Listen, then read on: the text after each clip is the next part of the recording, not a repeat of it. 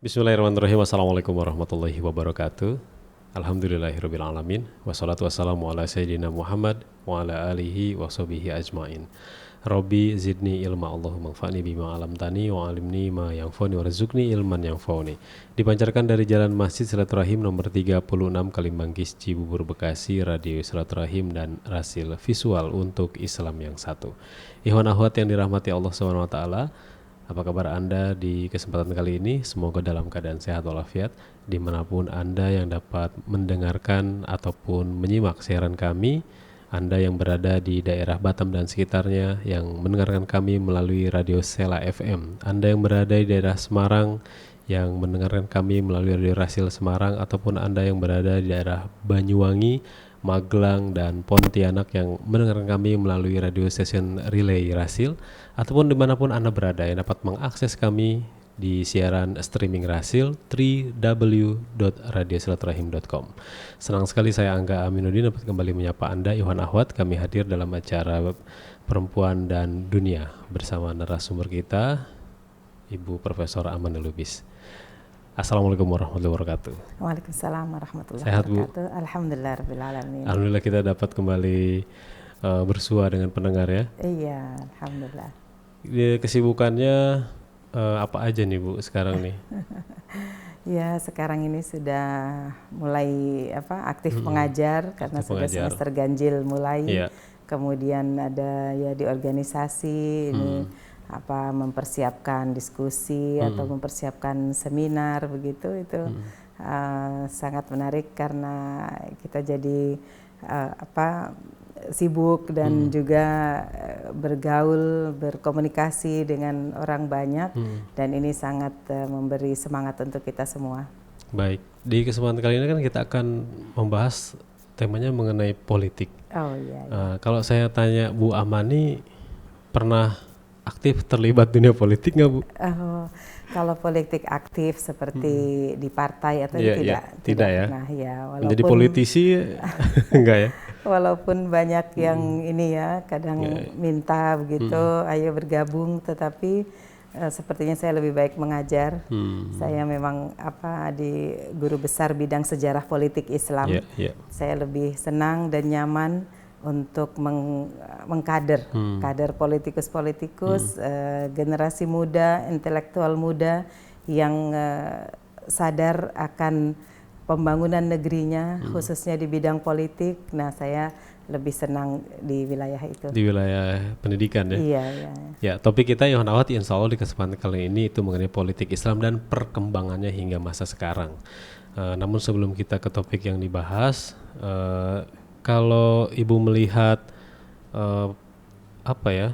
kondisi politik Indonesia di tahun ini ya 2018 menjelang 2019 gitu ya, itu kan riuh banget Bu. Iya. Arena politiknya itu ya di media massa itu pusing gitu ya. Kalau Ibu menyikapinya bagaimana untuk seorang akademisi gitu ya? Iya. Ya, memang situasi sekarang ini kita semua di seluruh Indonesia sedang mempersiapkan perhelatan akbar untuk ada pemilihan presiden insyaallah tahun depan. Kita semuanya juga sebagai akademisi kita mendorong agar semua masyarakat, pemilih-pemilih dari yang muda sampai yang senior itu semuanya agar aktif, peduli melihat situasi di dalam negeri dan juga menggunakan hak pilihnya. Itu yang bisa saya sampaikan. Dan tentu situasi ini akan mempererat kita sebagai bangsa, sebagai umat, karena kita semuanya peduli akan perkembangan yang akan ada insya Allah di masa yang akan datang. Ikhwan Akhwat, kami mendapat banyak masukan gitu ketika politik dipahami oleh sebagian umat Islam ini ada yang mengatakan bahwa bukan bagian dari Islam, tapi juga banyak tokoh yang mengatakan bahwa politik ini adalah jalan dakwahnya Islam. Lalu kami di sini ingin membahas lebih jauh sebenarnya istilah politik Islam dan perkembangan itu bagaimana sih? Apakah sejarah perjuangan Nabi juga sudah masuk terhadap kegiatan-kegiatan politik? Nah, itu akan kita bahas ya Ibu ya. Baik. Nah, baik, sebagai pengantar Bu, aspek politik Islam kalau kita melihat dari awal titik perjuangan Nabi Muhammad, apakah sudah masuk dalam politik Islam? Ya, Rasulullah Sallallahu Alaihi Wasallam diutus Allah sebagai nabi terakhir dan penerima wahyu terakhir, yakni Al-Quran, dan itu diturunkan dalam masa 23 tahun. Nah, di sini ketika perjuangan Rasulullah SAW di Mekah, maka perjuangannya adalah memperkuat akidah dan memperkenalkan agama monoteisme yang murni dan dengan syariat dan ajaran yang dibawa oleh Rasulullah SAW. Maka ini adalah masa-masa yang memang peletak dasar agama Islam sebagai agama samawi terakhir. Tapi setelah itu Rasulullah SAW juga berhijrah ke Madinah, dan setelah di Madinah 10 tahun beliau diangkat sebagai kepala negara, pemimpin umat, dan juga melakukan penguatan-penguatan untuk komunitasnya, yakni berdiplomasi dengan mengirim surat ke imperium atau ke kaisaran Kisra di sekeliling Jazirah Arab, yakni ada di Persia ataupun di Romawi begitu. Nah, ini adalah dalam rangka memperkuat wilayah dan juga memperkuat umat pengikut Nabi Muhammad SAW, yang tentu dalam berjuangnya dan dalam berdiplomasi, berinteraksi dengan masyarakat dunia, tentu dakwah diutamakan. Dakwah ajaran agama Islam adalah yang mencanangkan kebersamaan, persatuan, kemudian tauhid itu adalah yang paling utama. Maka slogan atau semangat la ilaha illallah Muhammad Rasulullah inilah yang disebarkan ke seluruh dunia. Kemudian baru nanti umat bisa berkembang dan juga bisa mendirikan negara-negara atau daulah atau juga dinasti-dinasti. Itu adalah dalam rangka menyejahterakan umat dengan cara mengatur. Jadi intinya dari siasah itu adalah mengatur masyarakat, mengatur umat, dan aspek politik tidak lepas dari aspek dakwah, tidak lepas dari aspek ekonomi, aspek hukum. Ini semua dari masa awal pendirian negara Islam di Madinah sudah diindahkan. Jadi kalau kita cari akar mulanya bagaimana politik Islam berkembang, adalah kita ambil titik turning point-nya, ya, titik tolaknya adalah dari hijrah Nabi Muhammad SAW. Dan ketika itu ada prosesnya, yakni adalah bayat. Ada bayatul aqabah al-ula, bayatul aqabah as-saniyah. Ini bukan hanya orang Madinah yang agamanya masih lain dari agama Nabi Muhammad, tapi sudah mulai tertarik untuk ajaran monoteisme, tauhid, dan juga ide-ide persamaan, ide-ide keadilan yang dibawa oleh Rasulullah Sallallahu Alaihi Wasallam. Ini adalah proses untuk peletak dasar. Bayatul Aqabah al-Ula dan As-Saniyah, ya, yang pertama dan yang kedua ini sangat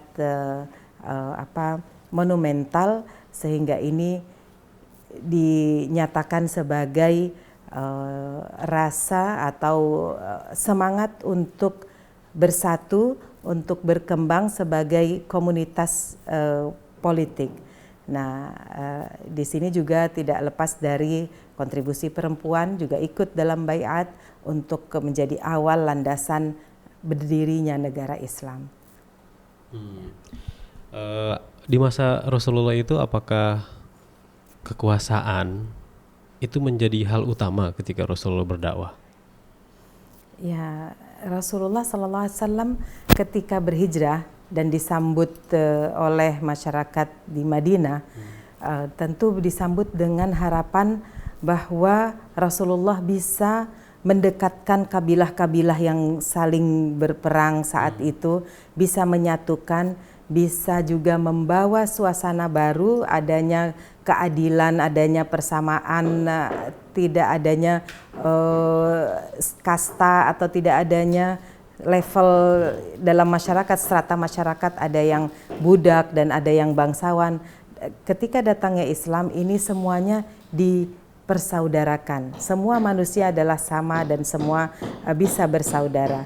Oleh karena itu tujuannya bukan hanya politik untuk berkuasa, tetapi lebih kepada menyejahterakan masyarakat, membela masyarakat dengan tujuan tidak juga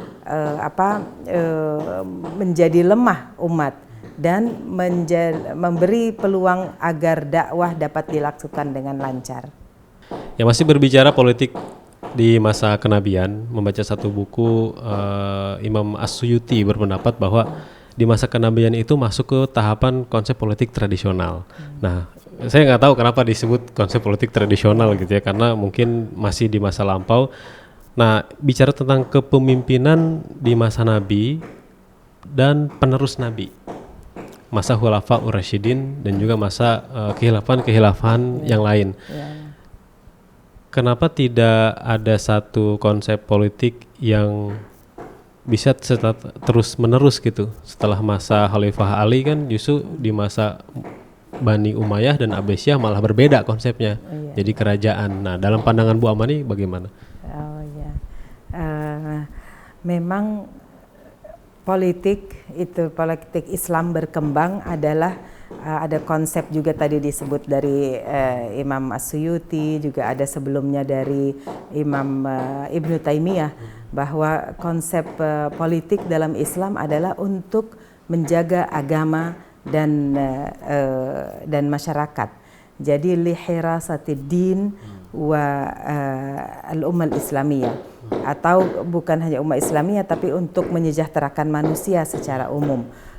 Nah, penting adanya politik adalah lihirasatid din, untuk menjaga agama dan hukum-hukum ajaran bisa dilaksanakan dengan baik, karena tujuan dari ajaran dan hukum-hukum ini adalah untuk membina masyarakat, menjaga ketertiban, dan juga untuk bisa maju masyarakat ini menjadi membangun peradaban yang juga layak ya untuk umat Islam.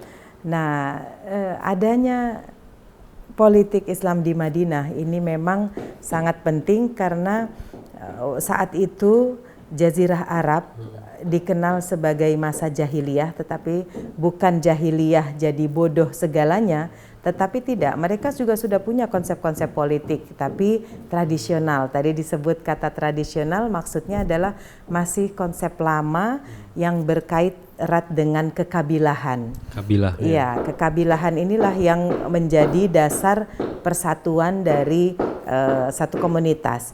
Nah, di Madinah itu komunitas atau kabilah-kabilah yang berbeda disatukan oleh Rasulullah SAW, dibuat perjanjian damai bahkan dengan yang beragama beda, ada yang Nasrani dan juga ada yang Yahudi, itu juga disatukan oleh Rasulullah. Monumental sekali ketika Rasulullah diangkat sebagai kepala negara oleh masyarakat Madinah, beliau melakukan atau menyusun Piagam Madinah.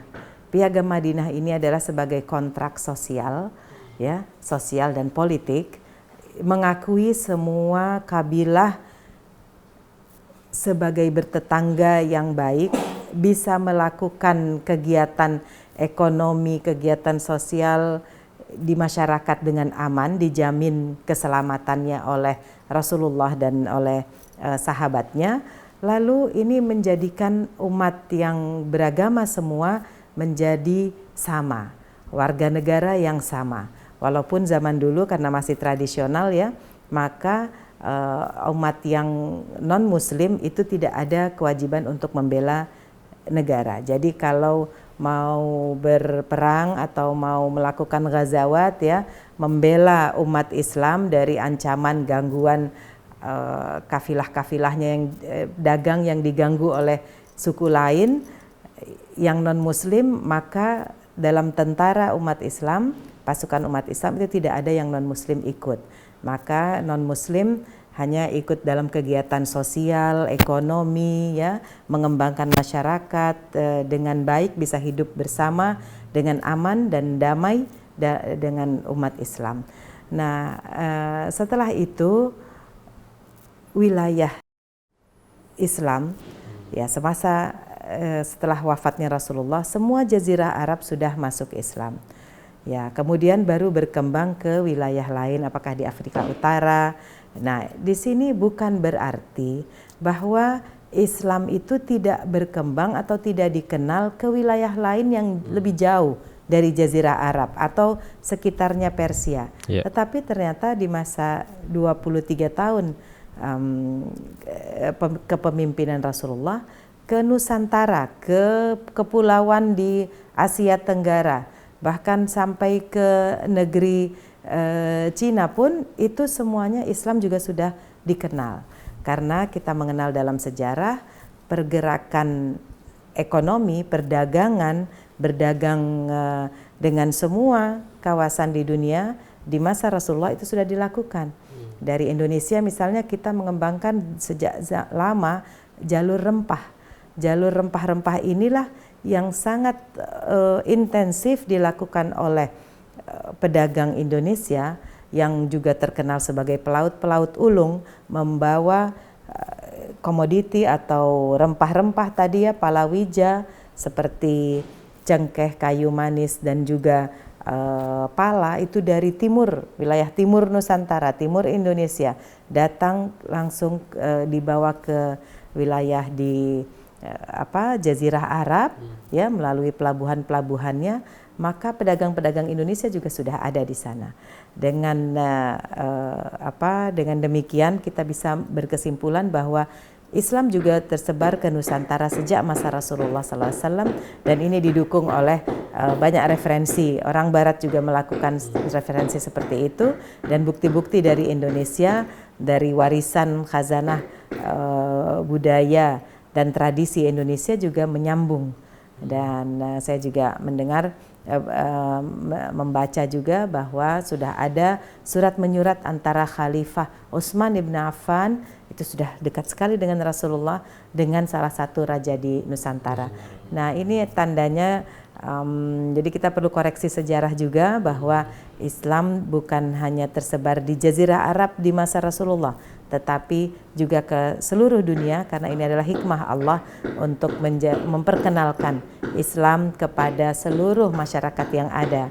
Nah, dengan demikian ajaran Islam universal sejak didirikan, sejak ada ajaran Islam dan politik Islam sudah dikenal dasar-dasar dan prinsip-prinsipnya oleh masyarakat di seluruh dunia saat itu. Nah, nanti ada pakar-pakar politik dan sejarah mengkategorikan setelah masa Rasulullah dan Khulafa Rasyidin, ini bukan lagi tradisional tetapi sudah lebih meluas ya. Oleh karena itu buku lain ya, referensi lain dari Ustadz Angga bukan hanya tradisional penamaan dari masa Rasulullah dan Khulafa Rasyidin, tetapi dinamakan masa klasik. Ya, masa klasik ini adalah yang meletakkan dasar-dasar perjuangan Islam, memperkenalkan ajaran Al-Quran ke seluruh dunia. Masa klasik inilah yang memang sangat sangat unik bagi saya, karena ternyata semua bentuk perpolitikan Islam sudah dilakukan. Perpolitikan yang dikenal oleh umat manusia itu dilakukan oleh umat Islam di masa klasik ini, seperti pemerintahan yang demokratis yang diajarkan oleh Rasulullah SAW, dengan adanya distribusi wewenang. Rasulullah sudah melakukan itu. Bukan berarti masa klasik atau tradisional tadi Rasulullah berarti kekuasaan ada di tangan beliau. Beliau bukan otoriter, tetapi juga bermusyawarah dengan para sahabatnya. Oleh karena itu musyawarah, keadilan, persamaan, dan juga kebebasan ini adalah prinsip-prinsip politik dalam Islam. Nah, tadi memang masa klasik ini unik karena nilai-nilai demokratis itu sudah ada dengan cara bermusyawarah. Rasulullah juga mendistribusikan wewenangnya karena Rasulullah berpusat di Madinah, lalu ada sahabat yang ditunjuk jadi gubernur di Yaman atau di wilayah Syam atau di wilayah timur ya, Jazirah Arab, itu semuanya diberi wewenang oleh Rasulullah untuk mengembangkan sesuai dengan ijtihad para sahabat ini dan melakukan pembaruan sesuai dengan kondisi sosial masyarakat yang ada di wilayahnya. Nah, ini kita penting sekali mengingat lagi Muaz bin Jabal ketika mau pergi ke Yaman ditunjuk sebagai qadi dan sebagai wali. Wali itu artinya gubernur. Maka Rasulullah bertanya, Anda nanti ke sana akan menggunakan hukum dengan cara apa? Muaz bin Jabal menjawab, saya akan berpegang pada Al-Quran, Kitabullah dan Sunnah Rasulullah Sallallahu Alaihi Wasallam. Lalu Rasulullah bertanya, kalau tidak ada di Quran, tidak ada di hadis Rasulullah dan di Sunnah, itu Anda menggunakan apa? Menggunakan ijtihad. Nah, di sini berarti sumber hukum Islam yang berikutnya adalah ijtihad. Nah, politik adalah produk ijtihad secara umum. Oleh karena itu, tidak bisa dikatakan bahwa dalam Islam tidak ada politik. Umat Islam adalah umat beragama yang hanya menjalankan tauhid dan ajaran Islam dari segi keagamaan, dakwah, pendidikan, demikian saja. Tetapi juga karena umat yang diajarkan berpolitik untuk menjadi bersatu, untuk menjadi kuat, itu adalah harus ada peran politik, yakni yang tadi pengaturan, ya, tadbir al-ummah, hirasatuddin, ini tidak bisa dipisahkan dari perjuangan umat Islam. Jadi politik itu satu produk ijtihad ya. Berarti ada konsep dasarnya dalam Islam. Prinsip-prinsipnya.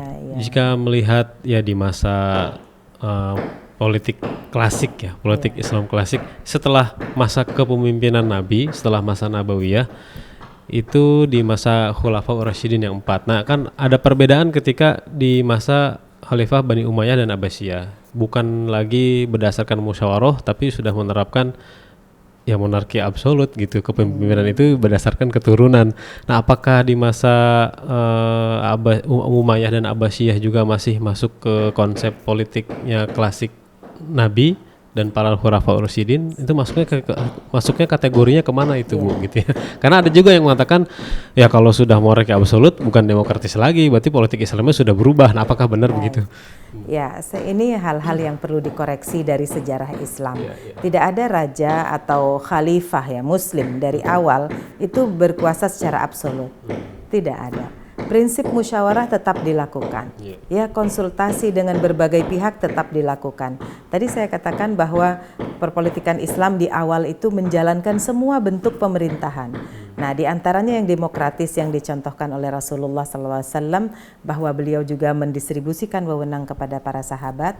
Di masa Khilafah Rashidah atau Khulafa Rasyidin, mereka juga menerapkan tadi sistem suksesinya memang bukan turun-temurun, tetapi tetap musyawarah itu dilakukan. Jadi dari Abu Bakar berkuasa juga karena ada kesepakatan ketika bermusyawarah di Saqifah Bani Sa'idah. Kemudian pemilihannya Umar itu diinisiasi oleh Abu Bakar tapi disepakati oleh sahabatnya. Jadi Abu Bakar ketika mau wafat ya menunjuk Umar, bukan berarti ditunjuk demikian, tetapi dia juga musyawarah, dihadiri oleh sahabat-sahabat yang lain lalu disetujui. Nah, di sini penting sekali kita memahami ini. Kemudian ketika pemilihan Utsman bin Affan sangat monumental. Umar dalam keadaan sakit waktu itu ditikam oleh ditikam dan dalam keadaan sakit, beliau membuat dewan formatur terdiri dari 6 orang. 6 orang ini adalah orang-orang yang al-mubasyirina bil jannah, yang masih hidup. Jadi ada Rasulullah mengatakan ada 10 orang yang akan masuk surga. Ya, nah 10 ini sahabat Rasulullah. Ketika Umar mau wafat itu tinggal 6. Tentu Utsman, Ali, Talha, Az-Zubair, kemudian Sa'ad ibn Abi Waqqas dan Abdurrahman bin Auf. 6 orang ini mereka dinyatakan sebagai dewan formatur, silahkan berkonsultasi untuk memilih. Nah, akhirnya di akhir dihasilkan Utsman menjadi khalifah. Kemudian pemilihan Ali juga demikian dimusyawarahkan karena sebelumnya ada proses Ali jadi kandidat ya khalifah, maka dilanjutkan dengan musyawarah lalu dipilih juga Ali. Nah, masa ini sangat unik. Setelah itu tidak berulang lagi suksesi seperti ini, tetapi kita tidak bisa menyalahkan Muawiyah bahwa dia mengubah dan menjadi monarki kemudian menjadi absolut, itu tidak. Jadi kita pembacaan yang lebih dewasa lagi dari politikan Islam, bacaan yang lebih objektif lagi dari kondisi yang ada dalam masa kekhilafahan zaman itu, menyatakan semua prinsip musyawarah keadilan itu ditegakkan. Jadi sejak masa sebelum Muawiyah, masa Hasan bin Ali, kemudian pindah ke Muawiyah, itu dicanangkan sebagai amul jamaah, tahun di mana umat Islam semua bersatu, tidak mau perpecahan, tidak mau saling berperang, tetapi ingin membangun umat. Nah, disinilah inisiatif dari Muawiyah untuk memilih sistem suksesi turun-temurun, dan dengan menerapkan sistem seperti Romawi atau seperti Persia dengan menerapkan ada putra mahkota.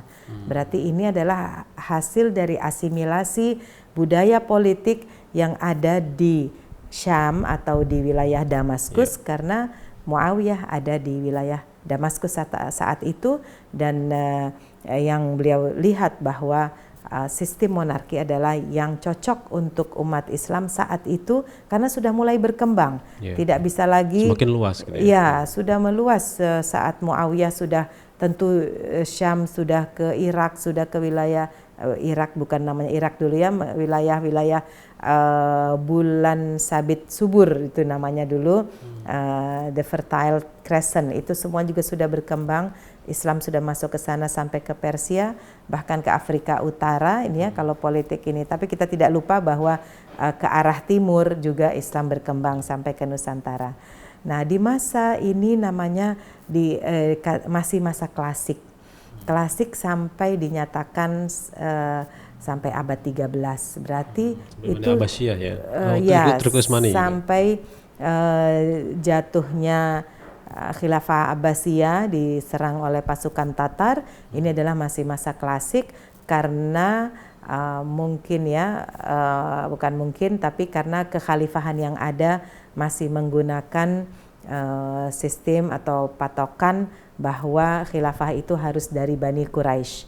Tapi ternyata kita melihat juga di tempat-tempat lain kekhilafahan atau kesultanan atau kepemimpinan tertinggi wilayah-wilayah yang sudah menjadi Islam itu tidak lagi menggunakan orang Quraisy. Nah, di sini kalau nggak salah itu sempat ada hadisnya ya Bu ya, al-imamu minal Quraisy. Al-a'immatu min Quraisy, itu hadis Rasulullah, al-a'immatu min Quraisy. Tapi setelah itu umat Islam berkembang, maka hadis ini difahami lain. Bukan lagi harus keturunan Quraisy yang dari Makkah dan beserta seluruh kabilah-kabilah yang ada saat itu dan keturunannya, tetapi yang memiliki sifat, atribut, jiwa, semangat dan juga akhlak orang Quraisy. Ini monumental sekali dikatakan, dibunyikan secara persis oleh Ibnu Khaldun dalam bukunya, walaupun dia sudah di abad 14 dan abad 15 hidupnya, tetapi beliau mengatakan bahwa Quraisyiyah, atau dalam hadis Rasulullah yang mengatakan kepemimpinan itu di tangan Quraisy, itu ditafsirkan bahwa dianalogikan bahwa harus yang punya semangat, sifat, keberanian, kepemimpinan dan juga akal sehat dari orang-orang Quraisy yang waktu itu memang memimpin suku-suku di Mekah. Nah, kemudian setelah itu kan Rasulullah dari Quraisy pindah ke Mekah, ke Madinah.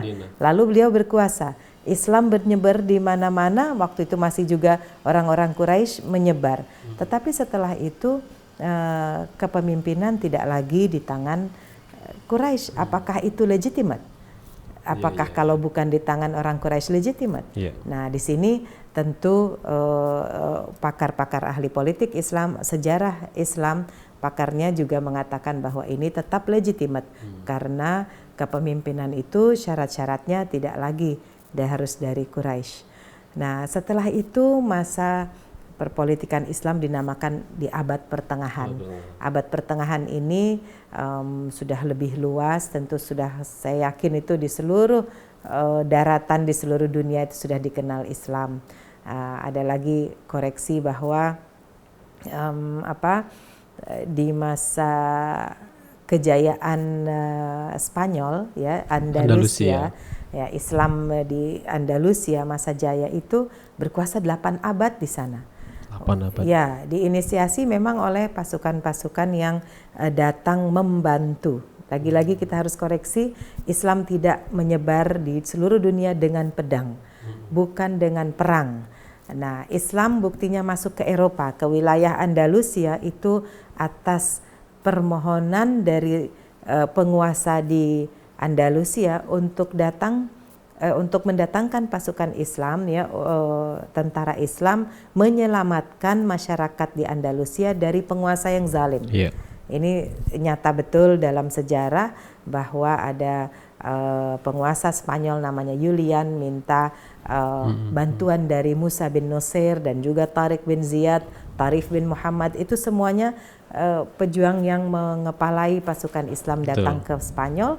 Setelah itu Islam berkuasa dan juga berkembang di Spanyol. Ada lagi koreksi dalam kajian atau bacaan sejarah kita yang salah, bahwa katanya Tariq bin Ziyad membakar perahu-perahu. Pernah dengar itu ya? Iya. Membakar sebagai strategi perahu supaya jangan pulang. Wah, ini salah benar. Jadi dari bacaan saya tidak mungkin seorang pemimpin sudah susah payah melaut ya, sudah susah payah berjuang mengarungi lautan sampai ke satu wilayah, lalu dia menganggap pasukannya pengecut supaya tidak pulang, akhirnya dibakar. Ini salah besar. Jadi tadi oleh karena itu konsep politik bukan demikian. Tidak ada pemaksaan. Yang pergi ke Andalusia semuanya adalah orang-orang yang berjuang ikhlas untuk menegakkan keadilan di sana, dan bukan juga yang pengecut, tidak takut pulang, tidak mau supaya ditahan tidak pulang, dibakar. Membakar aset itu juga hukumnya haram kan? Membakar, merusak itu tidak boleh. Dolim, dan ini ya tidak boleh. Namanya menyia-nyiakan, namanya tabzir, mubazir. Membuat kapal saat itu dari kayu itu sangat susah sekali. Di mana dari mana di Afrika Utara semua produk kayunya itu jarang sekali. Jadi membuat perahu saja sudah achievement, terus kok dibakar ya, dirusak. Ya, banyak sekali kalau kita ini baca harus lagi diluruskan ya. Sejarah Islam. Iya, termasuk juga Umar ibn al-Khattab katanya membakar anak-anak perempuan, wa'dul banat, seperti zaman dulu. Ini adalah hanya ingin merusak nama Umar.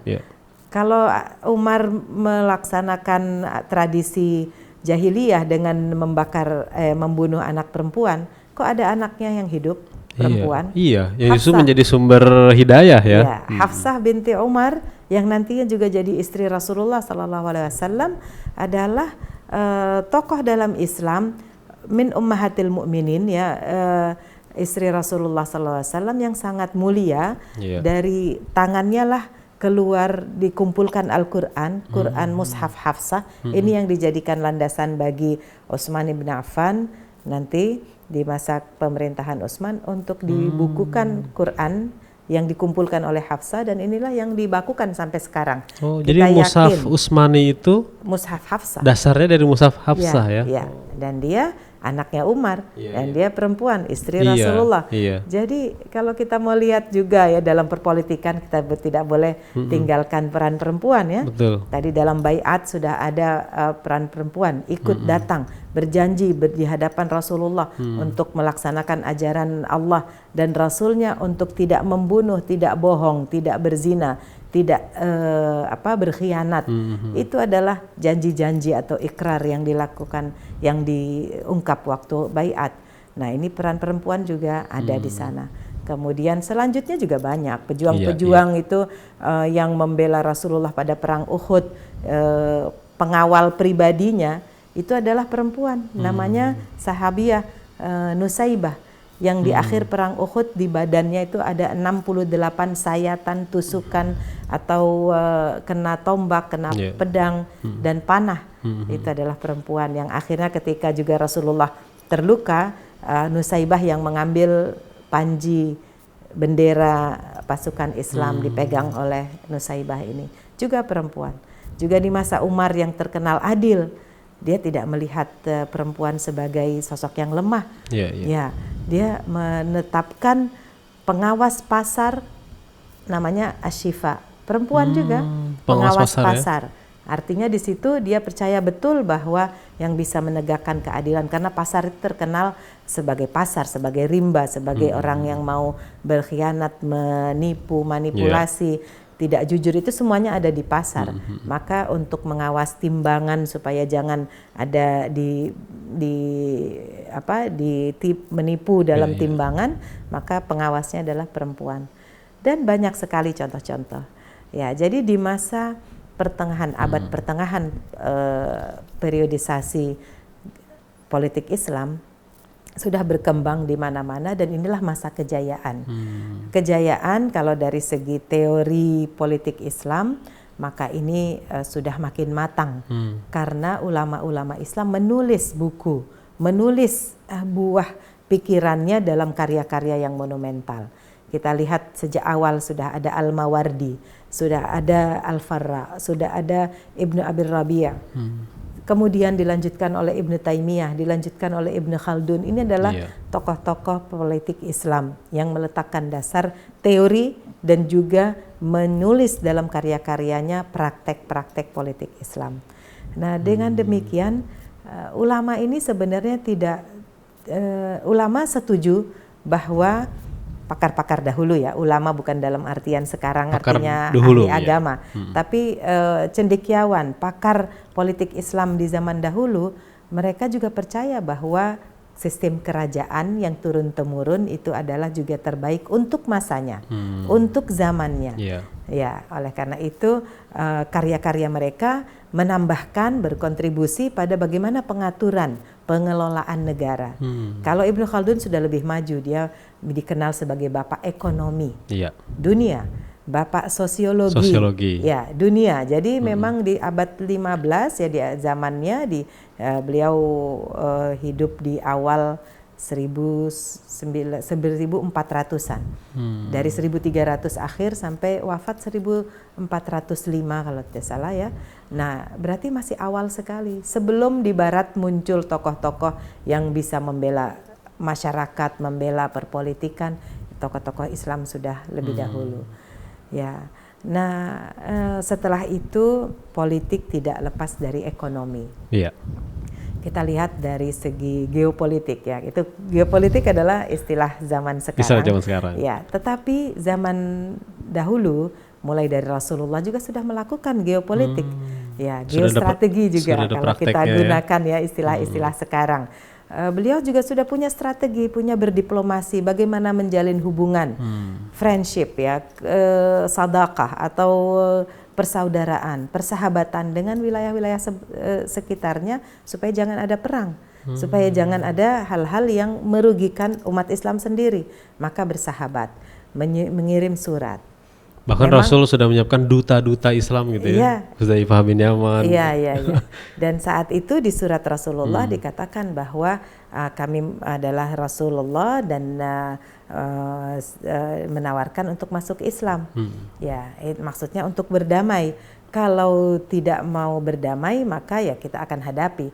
Ternyata sesuai dengan tradisi zaman dulu, utusan-utusan Rasulullah ini ada yang diterima baik, ada yang dibunuh. Ada yang dibunuh juga. Nah, ketika dibunuh berarti ini adalah pengumuman untuk perang. Berarti tidak bersahabat wilayah tersebut. Itu adalah nilai-nilai zaman dulu. Kalau kita tentu zaman sekarang sudah nilai-nilainya lain. Satu hal lagi, kita tidak bisa membaca sejarah masa lalu, ya, masa klasik Islam, abad pertengahan Islam dengan kacamata sekarang. Nilai-nilainya tidak ketemu, tidak bisa. Jadi nilai-nilai keadilan tadi itu kok utusan pemimpin dari negara lain kok bisa dibunuh. Iya. Kalau kita tidak boleh itu ya, langsung diusut, langsung bisa perang juga begitu. Iya. Nah, dari dulu itu berarti pengumuman perang kalau ini. Maka Rasulullah juga menyiapkan pasukan. Jadi bukan Islam yang suka perang, bukan Rasulullah yang suka perang, bukan diilhami dari tradisi orang-orang kabilah-kabilah di Jazirah Arab yang memang selalu berperang, itu Rasulullah juga mengambil poin itu, tidak. Tetapi beliau sebagai seorang Quraisy, ya, seorang kabilah terkenal dan memang tradisinya ada peperangan, tapi diberi tata krama, diberi tata cara. Tidak boleh berperang asal untuk merampas harta orang lain. Hanya mau mengambil rampasan perang yang lebih banyak lalu dilakukan perang, tidak boleh. Hanya ingin berkuasa lalu membunuh orang, itu tidak boleh. Tetapi harus ada prinsip bahwa ada bahaya yang datang terhadap umat Islam. Disinilah kita harus mempersiapkan pasukan, membela diri untuk membela kebenaran dan juga berjuang atau berjihad. Baik, Bu Amani. Kita akan lanjutkan perbincangan kita setelah kita jeda. Ikhwan Akhwat, tetaplah bersama kami.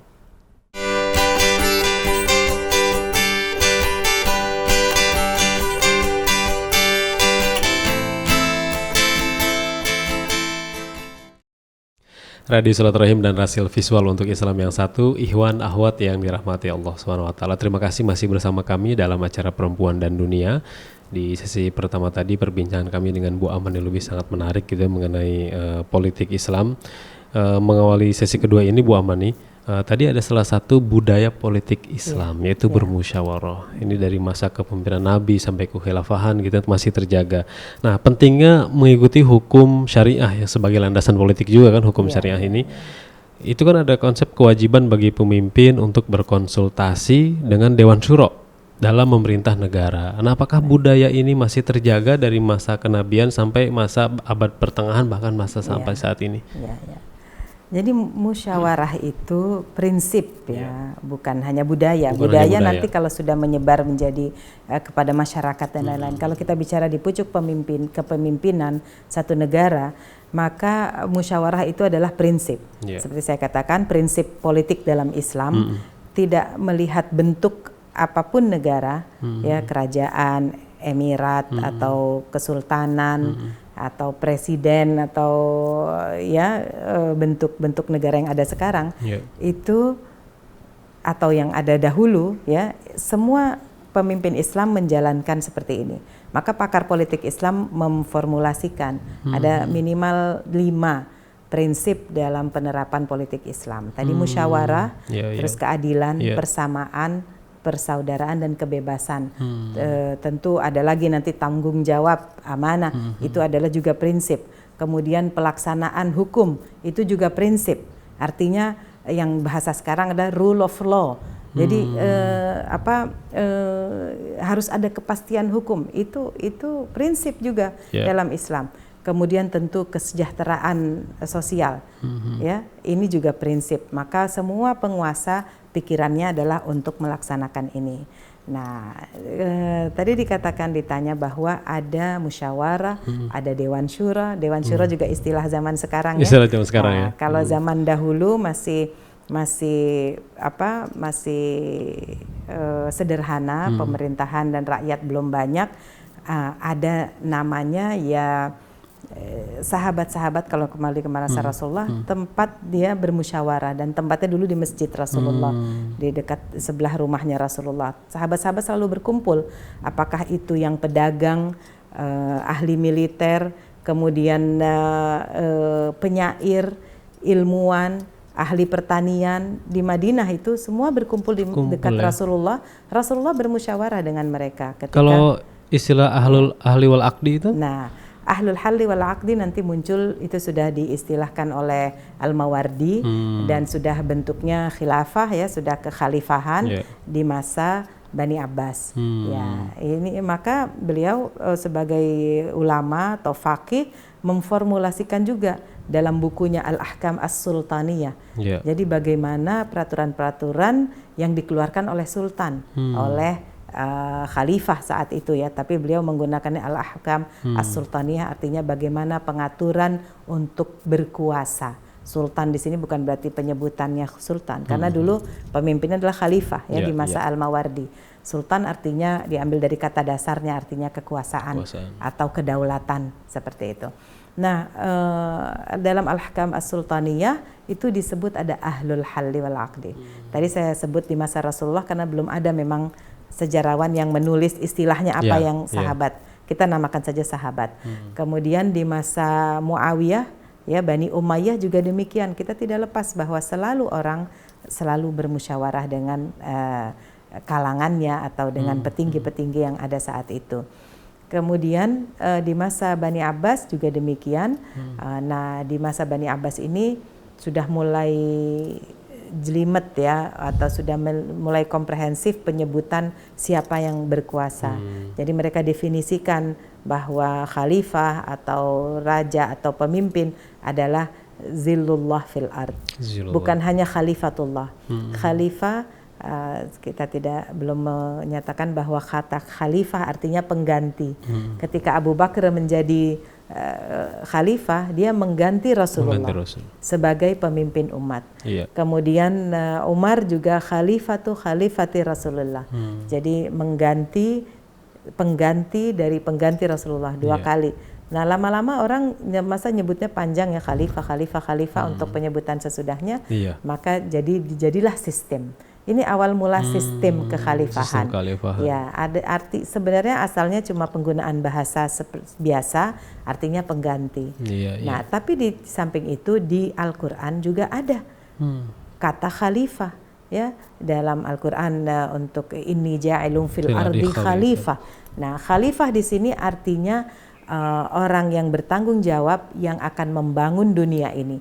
Ayat ini ada pada penyebutan bagi Nabi dalam kisah Nabi Daud, kemudian dalam kisah Nabi Adam juga ya, ini ja'alun fil ardi khalifah, ini adalah Nabi Adam.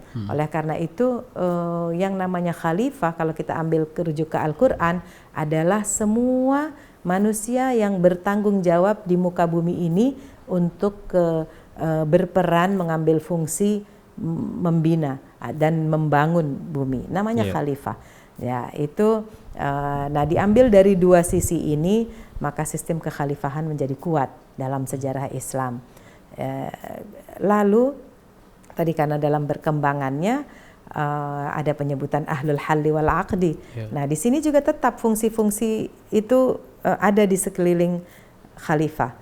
Ada ahli perang, strategi perang, ada ahli panglima angkatan bersenjatanya, ada pedagang, ada penyair, ada alim ulama dari segala bidang, cendekiawannya, ada ahli biologinya, ahli kimianya, kemudian ahli astronomi ya, ahli ilmu perbintangan, ahli kesehatan, ahli ilmu hewan dan lain-lain, itu semua berada di sekitar khalifah.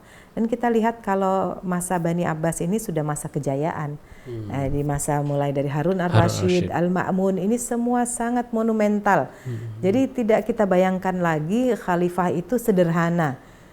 Apalagi dengan penyebutan absolut, itu saya tidak setuju.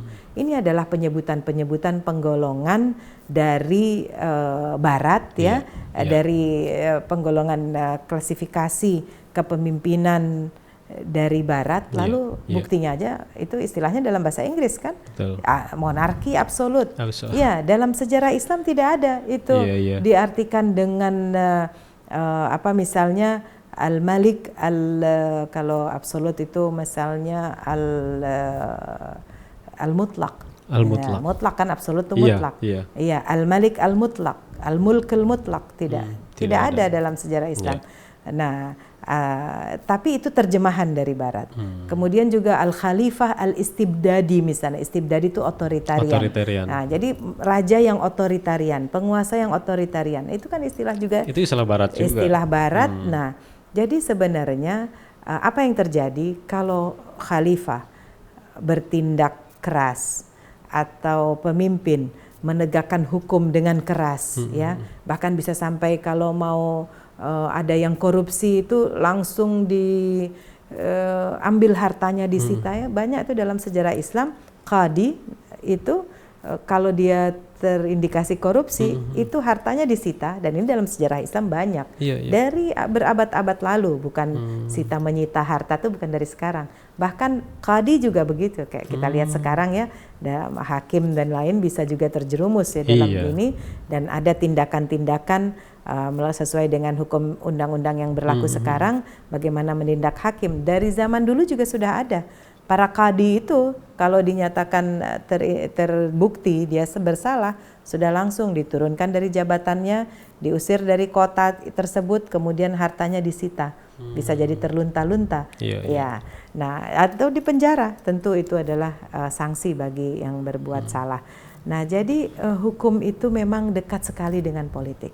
Saya baru juga ada seminar tentang hukum dan politik ya di dunia Muslim, kaitannya ini sangat erat sekali. Bagaimana penguasa bisa menegakkan hukum dan bisa menertibkan serta menyejahterakan kalau tidak hukum itu dilakukan dengan tegas. Ya, ini sejarah sudah membuktikan ini adalah saling berinteraksi, menyatu hukum, politik dan juga ekonomi sebenarnya ya. Karena untuk menyejahterakan masyarakat tidak bisa penguasa tidak memperhatikan perkembangan ekonomi, itu tidak bisa. Ya. Nah, oleh karena itu kalau kita lagi kembali ke zaman abad pertengahan, Ibnu Khaldun lagi, Ibnu Khaldun mengatakan bahwa penguasa tidak boleh berekonomi. Maksudnya berdagang. Melakukan aktivitas ekonomi lah. Iya. Siapa yang boleh? Ya pengusaha-pengusaha. Pengusahanya, jangan pemimpinnya. Jangan penguasanya. Jangan penguasanya. Kalau penguasa nanti tentu dia ada kecenderungan untuk mengambil keuntungan sendiri, melupakan rakyat, melupakan kalangan-kalangan penguasa yang pengusaha yang memang sudah berusaha untuk berdagang dan pasti mengembangkan dia akan ekonomi. Menggunakan kewenangan kekuasaannya untuk bisa ada salah penggunaan wewenang ya, mengatur sendiri berarti mengatur untuk keuntungan diri sendiri. Ini tidak boleh. Ibnu Khaldun sejak abad 14-15 sudah mengatakan itu dalam bukunya Al-Muqaddimah. Nah, jadi di sini musyawarah penting, kemudian adanya dewan tadi ya di sekeliling pemimpin itu sebagai tempat berkonsultasi, bermusyawarah, itu sangat penting, itu adalah prinsip dalam Islam.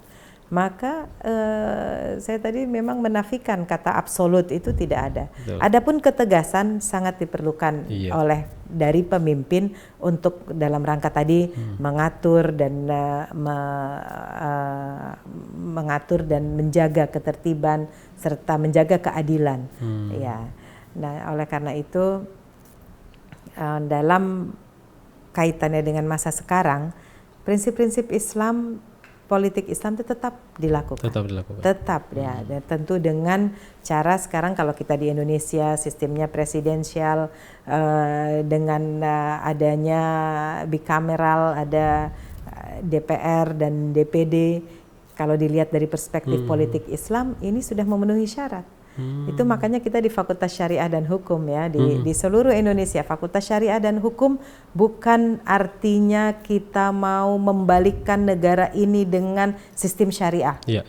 Itu adalah stereotype ya, stigma yang ditakuti oleh banyak orang. Betul. Adanya Fakultas Syariah di seluruh Indonesia, ada ratusan. Itu gagal paham ya. Nah, jadi jangan takut dengan syariah. Ini saya kategorikan jadi Islamofobia. Yang takut dengan kata syariah dia termasuk Islamofobia. Walaupun di Indonesia, walaupun hidup di tengah-tengah mayoritas umat Islam. Nah, jadi syariah adalah tentang ketertiban. Bagaimana mau menertibkan umat ya, atau bangsa atau masyarakat dalam rangka meraih kesejahteraan.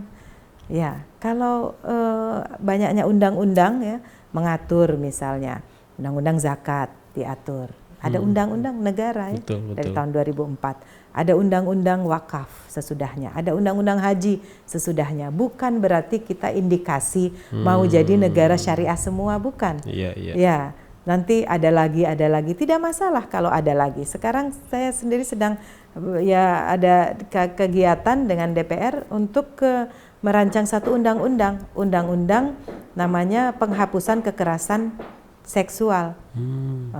Apa dulu sudah ada? Dulu tidak ada. Dan tidak semua negara Islam berani bikin undang-undang ini. Rancangan undang-undang seperti ini. Tapi Indonesia berbagai kalangan. Apakah ini apakah didukung dalam perspektif hukum Islam, apakah ini atau politik Islam ini baik? Saya kira kalau dia mengatur masyarakat ya baik saja. Apalagi ada upayanya adalah untuk mencegah, bukan untuk mencari-cari lalu menghukum, bukan begitu. Apalagi ketika melihat kasusnya ada banyak gitu kan. Banyak sekali. Ini adalah wilayah politik dan negara. Kalau zaman sekarang ini adalah wilayah legislatif. Bagaimana keseriusannya untuk memandang masyarakat ini perlu diatur di bidang apa saja. Jadi di sini terlihat jelasnya hukum syariah itu menjadi bahan konsultasi untuk pemerintah dalam menerapkan atau menjalankan sebuah pemerintahan yang baik. Good governance. Nah itu yang harus dipahami ya Bu ya, bukan hukum syariah ini malah nanti akan ditakuti. Iya betul. Tidak, kita sudah sepakat ya. Jangan lihat yang tidak sepakat. Tidak sepakat itu hanya sedikit orang. Kita bisa bina mereka. Tapi kita sepakat bahwa Negara Kesatuan Republik Indonesia ini adalah yang harus langgeng, yang harus berdiri tegak sepanjang masa. Itu harapan kita. Ya, tetapi kita sekarang ini tergantung kita, pakar, tergantung Anda sebagai insan media, bagaimana mau mengembangkan versi politik Indonesia. Politik Islam di Indonesia, ya tentu yang mengayomi seluruh bangsa Indonesia. Itu sudah prinsip. Baik juga. Bu Amani, saya ingin menanyakan apakah dalam sejarah ada peran wanita di dewan kepemimpinan di masa kekhilafahan atau masa pemerintahan Islam? Jadi yang memberikan nasihat itu adalah dari pakar-pakar wanitanya gitu ya. Tadi sudah diceritakan sedikit bahwa pengawas pasar perempuan. Ya, itu di masa Rasulullah juga mengangkat dokter pertama, tabibah perempuan juga, ya namanya Rufaidah. Perempuan, ya berarti tidak lepas fungsi dan peran perempuan di dalam masyarakat. Tidak bisa dalam benak pemimpin yang laki-laki mengeksklud, meminggirkan peran perempuan. Tidak bisa, karena dalam kehidupannya pasti dia melihat ini sahabat perempuan atau sahabiah ini dia mampu melakukan ini. Itu di masa Rasulullah. Jadi ini sebenarnya sudah hal yang common sense. Common sense itu kewajaran sesuai dengan pemikiran yang akal sehat manusia itu memang tidak memilah. Nah, dalam kekuasaan kalau kita diambil Al-Qur'an, Anda bertanya perempuan boleh jadi presiden atau tidak, perempuan boleh jadi ratu atau tidak. Di dalam Al-Qur'an sudah ada Ratu Saba. Kurang apalagi contoh di Al-Qur'an. Dan beliau ratu ini jadi istri Nabi Sulaiman.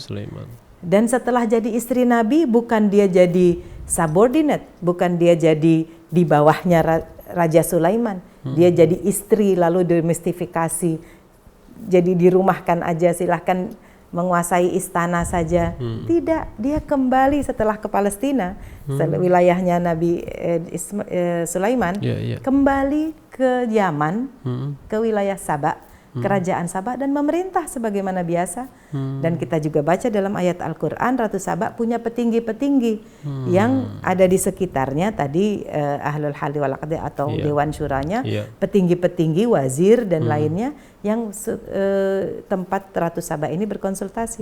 Nilai-nilai dalam Al-Qur'an sudah maksimal, sudah optimal. Sekarang kita yang belum mampu melaksanakan itu. Oleh karena itu peran perempuan, mari kita munculkan kesadaran dalam diri perempuan pertama sendiri.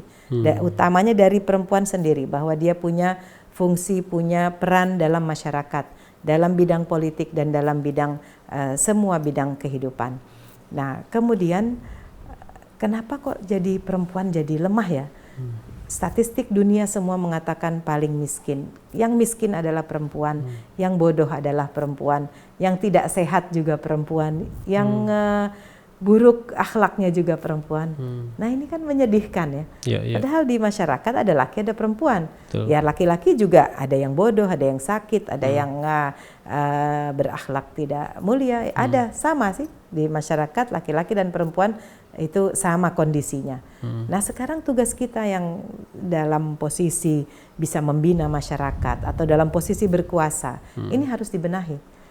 Ya, jadi kondisinya dulu mengapa dalam sejarah Islam atau dalam sejarah kemanusiaan perempuan akhirnya dipinggirkan karena ya kondisi zaman dulu masih banyak perang, tidak ada stabilitas, tidak ada ekonomi yang mendukung.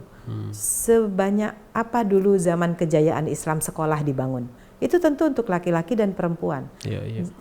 Anak-anak perempuan dulu semua sekolah, semua berpendidikan. Lalu hasil pendidikannya itu apa? Mereka jadi sadar membangun masyarakatnya. Ruang perempuan di abad misalnya 13, 14, 15, perempuan yang sudah terdidik, mereka mengembangkan apa? Mereka mengembangkan bidang pendidikan, membangun madrasah, membangun pabrik-pabrik dengan wakaf harta mereka. Perempuan ini. Jadi kalau kita runtun lagi bagaimana peran perempuan, perempuan ini yang berperan membangun masyarakat berarti dia punya harta. Dari harta dan dia berarti juga beraktivitas ekonomi. Dia punya lahan pertanian yang menghasilkan. Lalu hasilnya diwakafkan dan dibangunlah madrasah. Atau panti-panti, panti jompo, panti untuk yatim piatu. Ini semuanya ada dalam sejarah, semuanya ini terbukti. Maka peran perempuan dalam masyarakat itu aktif sekali. Peminggiran terjadi ketika madrasah-madrasah yang tadi sudah didirikan roboh akibat perang. Pasar-pasar yang tadinya aktif, pasar dunia, mengambil komoditi itu dari Cina, dari India, dari Nusantara, dari Eropa, dari Afrika. Pasar dunia yang begitu aktif hancur akibat perang. Atau bencana alam. Gunung es yang meleleh karena pemanasan global, meleleh menutupi sebagian banyak daratan itu ribuan tahun lalu. Kita lihat itu juga akhirnya alam juga menentukan. Ya seperti kita lihat sekarang juga Aceh dahulu sudah mulai maju, ketika tsunami kembali lagi harus membangun dari awal.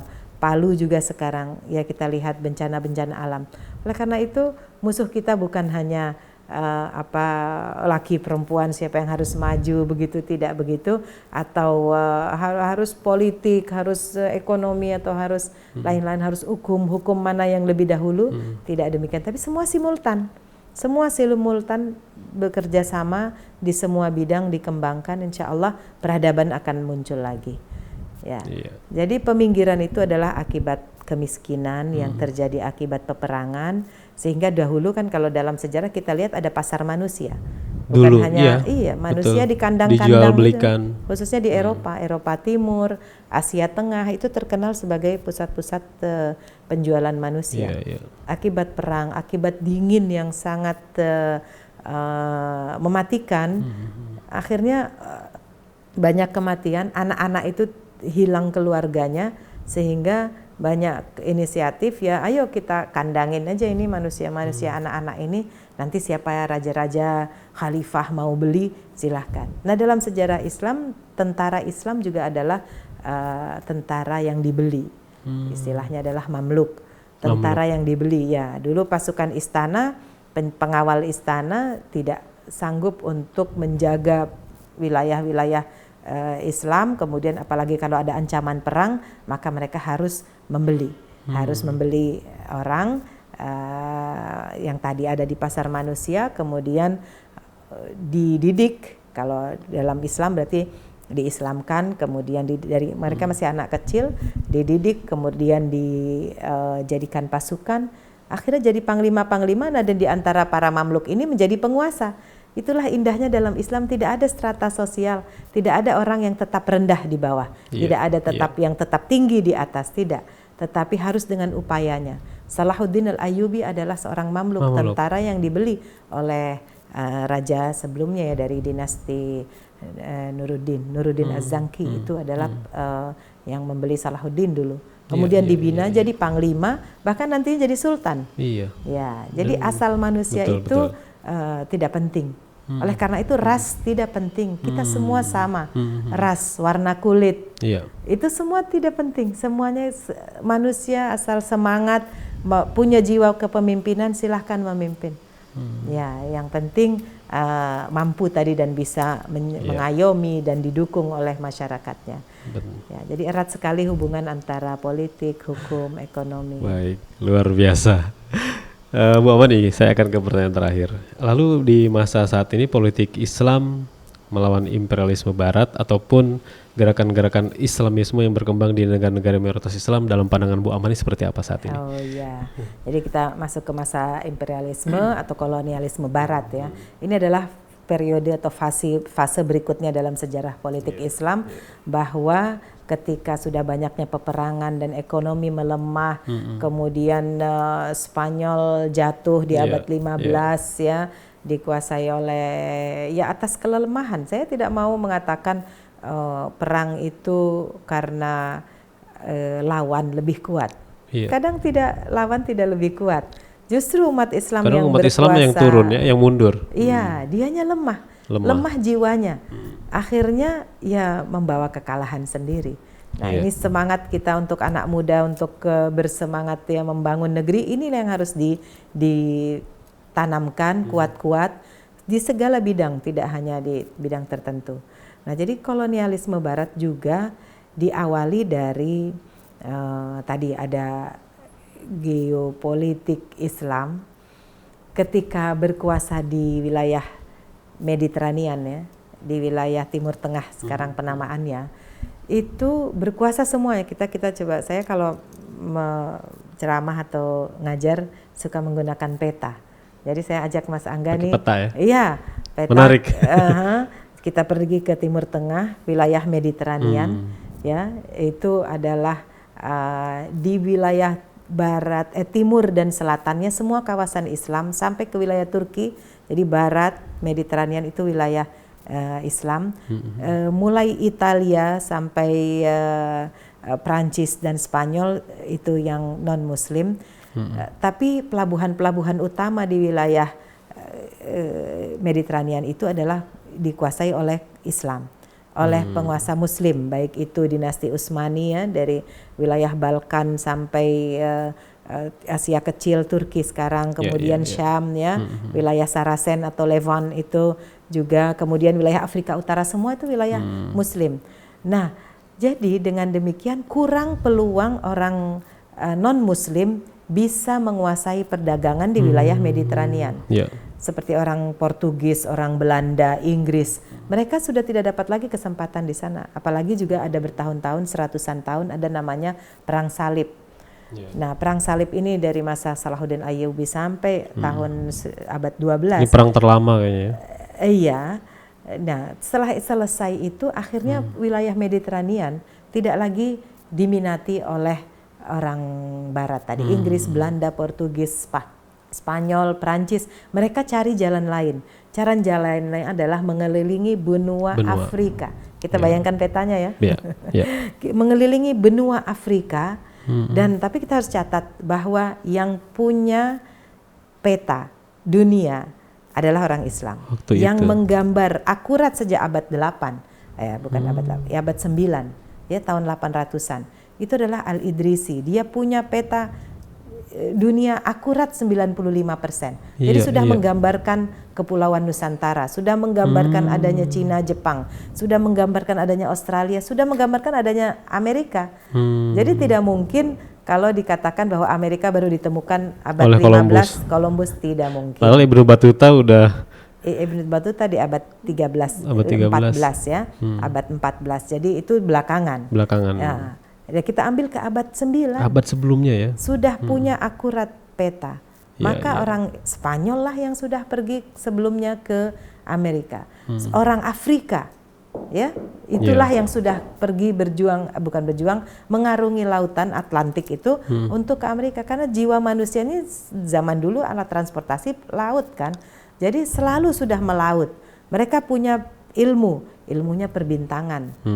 Nggak sulit bagi kita sekarang, kan zaman sekarang susah ya, mau kemana nggak tahu arah, tapi kita sudah dibantu dengan gadget. Kalau zaman dulu itu ilmu perbintangan, ilmu peta tadi itu mereka semua pegang. Kemudian nahoda kapal-kapalnya yang paling hebat di zaman dulu adalah orang Islam. Orang Islam ya. Iya. Jadi yang membantu Vasco da Gama untuk mengarungi selatan ya, ke bawah ke selatan Afrika, itu adalah nahodanya Muslim, dan ini tercatat dalam buku sejarah. Sehingga yang membantu mereka sampai ke wilayah Asia Timur dan Asia Tenggara ini adalah juga jasanya itu di abad nanti 15-16. Sehingga kolonialisme tersebar karena tadi bahwa perpolitikan Islam maju, ekonomi Islam maju, dimonopoli di wilayah Mediterranean, maka ini terdorong oleh orang-orang non-Muslim untuk mengarungi ambil jalur lain untuk menguasai wilayah lain. Intinya tadinya karena sudah berbulan-bulan di laut, jadi intinya mereka gimana supaya bertahan hidup, berarti bisa berdagang. Mereka menguasai pelabuhan-pelabuhan untuk berdagang. Dari sinilah mereka karena pintar ya berdagang, dan juga akhirnya jadi penguasa-penguasa di wilayah-wilayah pesisir. Itu yang terjadi juga di Nusantara. Sehingga Portugis datang, ada Spanyol juga, tapi mereka berlabuhnya lebih lama di Filipina. Inggris juga datang, Belanda juga datang. Awalnya berdagang. Inggris menetap di wilayah Malaka. Belanda lebih mengambil dari timur Nusantara sampai barat, sampai akhirnya bisa berabad-abad ya di Indonesia. Walaupun wilayah-wilayah tertentu di Nusantara, Aceh misalnya, hanya dikuasai 80 tahun. Itu juga setelah kalah dalam perjuangan atau banyak hal yang bahwa Belanda sudah lebih maju dalam persenjataan dan lain-lainnya. Nah, dari sinilah kita lihat bahwa kolonialisme masuk di abad 16. Di Nusantara saja abad 16. Nanti di wilayah Mediterranean juga mulai dikuasai, tapi lebih akhir abad 18 dan 19. Ya, ketika Turki Utsmani melemah, maka wilayah-wilayah itu dikuasai. Mesir diambil Prancis dan Inggris, Itali mengambil Libya, Prancis mengambil wilayah sekarang ini Tunisia, Aljazair, Maroko. Walaupun Maroko ada kerajaannya sendiri, tetapi di bawah pengaruh ya, protektorat lah, pengaruh Prancis. Dan demikian akhirnya Afrika semua juga sudah dibagi-bagi kayak kue yang sangat lezat dibagi-bagi oleh kolonial Barat itu. Nah, tapi akhirnya alhamdulillah kita bangkit ya, seluruh umat bangkit melawan kolonialisme, bukan hanya yang Muslim, tetapi yang non Muslim juga, seperti orang Hindu ya, India juga dia bangkit melawan, walaupun nantinya jadi ya Commonwealth ya dari Inggris, tetapi memperoleh kemerdekaannya. Namun setelah Indonesia, ini sih indah betul politik, bicara politik, karena setelah kolonialisme Indonesia adalah negara pertama mencetuskan kemerdekaan dari penjajahan Barat. Pertama, 17 Agustus 1945. Maksudnya berbeda dengan negara yang lain gitu ya? Loh, negara lain setelah itu, India 46, Pakistan 47, Mesir 52, dan negara-negara lain nanti 56. Bahkan nanti ada muncul lagi perang Israel di Timur Tengah. Ini fase lain lagi. Tetapi pertama dalam bangkitnya kembali umat Islam dan umat dunia melawan kolonialisme itu adalah setelah Perang Dunia Kedua. Jadi banyak sekali peluang dirasa atau di semangat untuk bebas itu ada setelah Perang Dunia Kedua, karena ya waktu itu juga kalau di Indonesia, di Nusantara ini masih dikuasai dijajah oleh setelah Belanda. Jepang masuk lagi sebentar, tapi ketika Jepang kalah maka terus mundur, Indonesia disitulah bangkit. Tapi Indonesia dulu ada, kira-kira ada berapa kesultanan Islam di Nusantara sebelum kemerdekaan? Banyak ya. Berapa banyaknya? Ada Samudra Pasai, ada itu Mataram. lama itu. Itu lama. Itu abad 15, 16, Setelah 17. Nah, masa kemerdekaan ada 140 kesultanan dan raja, ada yang muslim, di Jawa dan Kalimantan dan Sumatera seluruhnya 140. Ya. Di seluruhnya, kecil atau besar. Itulah yang nanti bersatu berkumpul untuk menyerahkan semua kekuasaan. Ini indahnya, ini adalah kalau diceritakan kepada seluruh dunia, politik Islam di Nusantara ini di Indonesia sangat indah. Inilah dasar-dasar dari moderasi, dasar-dasar dari toleransi, dasar-dasar dari kebersamaan dan upaya bersatu. Itu dimulai dari persiapan kemerdekaan kita. Jadi 140 sultan menyerahkan kepemimpinan kepada nanti berarti kepada Presiden Soekarno dan Muhammad Hatta. Kemudian kalau sekarang kan nanti itu udah 70-an tahun ya. Iya. Terus nanti kerajaan ini, kesultanan ada yang hilang dengan sendirinya karena tidak kuat secara ekonomi, lalu ada hal-hal tidak dilanjutkan. Tapi kalau sekarang ini ada persatuan sultan-sultan sekarang yang jadi sultannya secara kultural. Mereka dihargai oleh pemerintah dan ada keberadaannya, ada asosiasinya. Ada berapa kesultanan Pak kira-kira? Banyak. Yang masih tinggal sekarang? Banyak ya. 50. Ada 50 dan itu di Bali saja banyak, kalau nggak salah informasi terakhir ada 13 raja Hindu di Bali dan sisanya Muslim di mana-mana. Mereka ada asosiasinya. Indah sekali kalau kita lihat perpolitikan Islam, dari politik yang harus berkuasa, punya wilayah, ternyata sekarang sultannya jadi kultural. Ternyata bisa dan hidup karena kita sistemnya presidensial. Iya. Republik. Betul, republik. Sistemnya republik. Itu udah jadi tekad kita bersama. Nah, sebenarnya masa ini, sejarah ini mungkin jarang diungkap, tapi juga sudah ada di masa dinasti Mamluk. Ada namanya khalifah kultural. Ya, ini karena penelitian saya, tesis sama disertasi dulu tentang sistem politik dinasti Mamluk ya. Oh gitu. Dari abad 13 sampai 16. Maka saya ya menguasai bidang ini.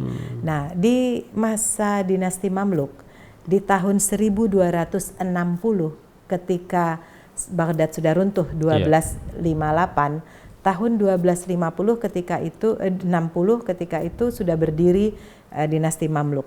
Waktu itu sedang sibuk-sibuknya melawan Tatar ya, pasukan Tatar takut masuk ke Mesir dan Syam.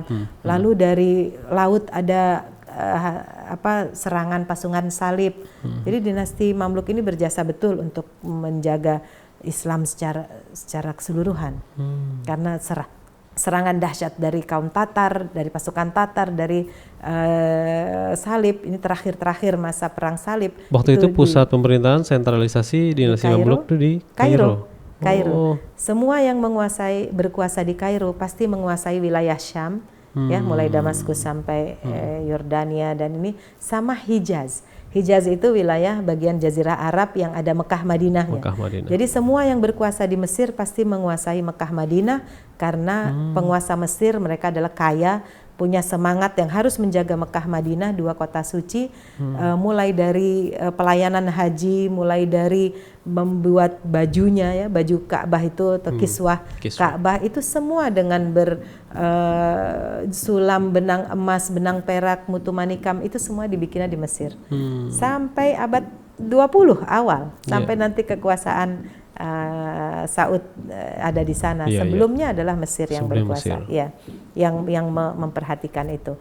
Nah, jadi masa dinasti Mamluk ini sejak sedang dalam peperangan begitu dan runtuhnya Baghdad, ada seorang namanya Ahmad, ya saya nama kecilnya aja tahu, tapi mereka punya gelar, mengaku datang ke Sultan Mamluk waktu itu Baibars, mengaku bahwa saya ini ponakan khalifah yang dibunuh oleh Tatar.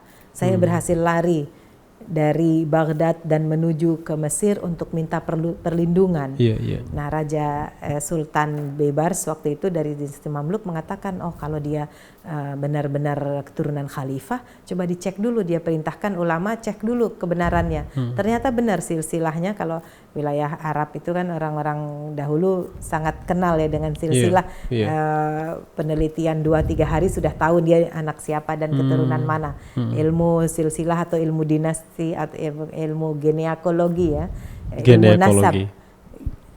nasab itu ya dalam Islam itu sangat penting.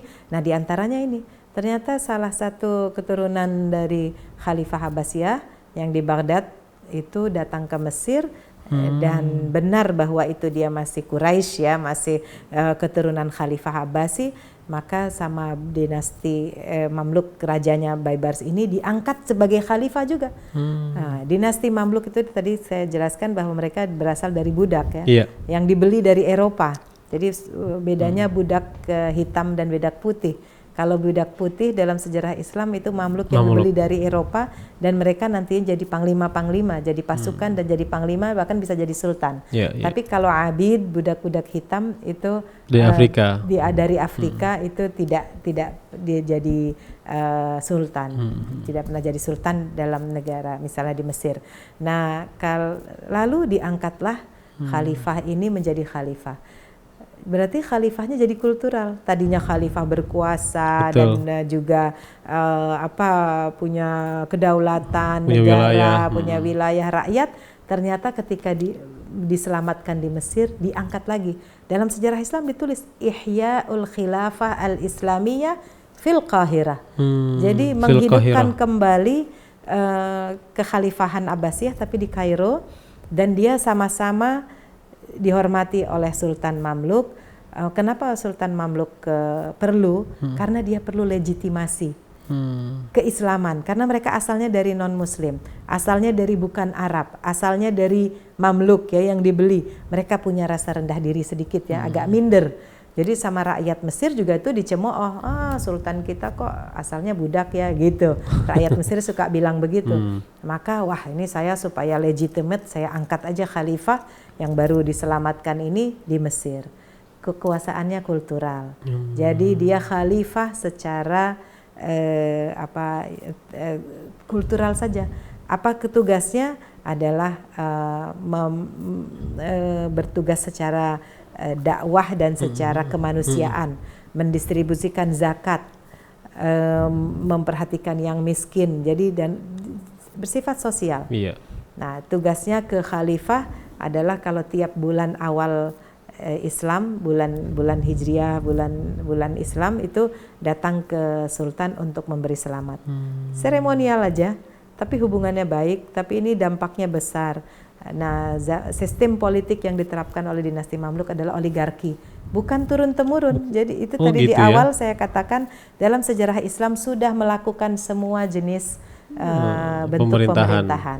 Mulai dari yang demokratis, pemilihan dengan musyawarah, lalu yang monarki turun-temurun dengan adanya putra mahkota, yang oligarki artinya pemerintahan orang yang bukan aristokrasi, tapi dia dipilih sesuai dengan kemampuannya dan dukungan yang ada. Dari manapun dia. Kayak mirip sistem partai sekarang. Siapa yang pendukung partai paling banyak, dia yang paling bisa berkuasa. Nah, itu maka di zaman itu ada khalifah tapi kultural. Ternyata di Nusantara pun ada kesultanan kultural dan itu berjalan sampai saat ini ya. Dan mendukung pemerintahan yang berkuasa. Betul, turut membangun negeri ini. Baik, subhanallah, itu cerita yang sangat menarik Iwan Ahwat. Ya, perlu kita gali lagi, banyak sekali seperti ilmu-ilmu yang harus kita pelajari ya Bu. Baik, ini karena kita dibatasi oleh waktu. Sebagai penutup Bu Amani, dari seluruh bahasan kita dari awal sampai akhir apa? Masya Allah. Ya, jadi kesimpulan dari pertemuan kita ini tentang sejarah politik Islam ya, maka kita harus belajar banyak dari sejarah politik Islam, bahwa ada prinsip-prinsip Islam yang harus ditegakkan seperti keadilan, persamaan, musyawarah, persaudaraan dan juga kebebasan. Ini adalah prinsip politik Islam, dimanapun kita berada kita bisa terapkan. Untuk semangat kita di zaman sekarang, generasi muda dan kita semua harus membaca ulang sejarah Islam ini untuk membangun Nusantara, untuk membangun kepulauan Indonesia, untuk membangun NKRI lebih maju lagi ke depan dan juga menjadikan pusat peradaban dunia, pusat peradaban Islam di dunia, yang mana di kawasan lain, belahan lain dunia Islam mereka sedang bergejolak, tapi alhamdulillah kita di Nusantara ini, di Indonesia ini sedang maju dan ada stabilitas politik ekonomi, sehingga kita umat harus bertanggung jawab memajukan, bukan memecah belah. Itu saja saya kira. Baik, Bu Amani, terima kasih banyak. Semoga kita nanti bisa rekaman lagi, bisa siaran lagi, bersua lagi dengan pendengar hasil. Demikianlah Ikhwan Akhwat yang dirahmati Allah SWT, wanita dan dunia bersama Ibu Profesor Dr. Amani Lubis. Semoga apa yang beliau sampaikan bermanfaat bagi kita semua. Terima kasih telah menyimak kami. Mohon maaf atas segala kesalahan kata. Saya Angga Aminuddin ditemani oleh Muhammad Robi dan juga Sandi Purnama undur diri. Billahi taufiq wal hidayah. Subhanakallahumma wa bihamdika asyhadu an la ilaha illa anta astaghfiruka wa atubu ilaik. Assalamualaikum warahmatullahi wabarakatuh. Waalaikumsalam.